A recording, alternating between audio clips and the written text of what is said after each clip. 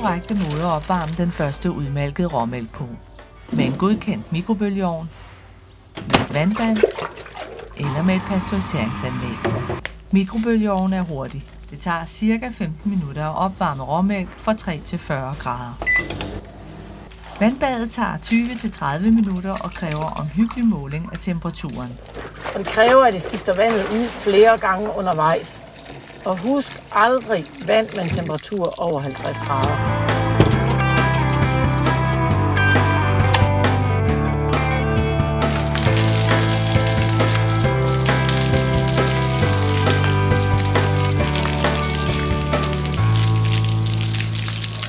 Pasteurisering af råmælk er en rigtig god investering, fordi man beskytter kalven på det tidspunkt, hvor den er allermest følsom over for det lort, vi giver den mælken.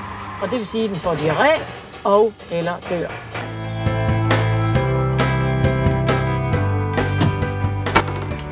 Man bør så vidt muligt undgå at bruge dybkoger til at opvarme råmælk.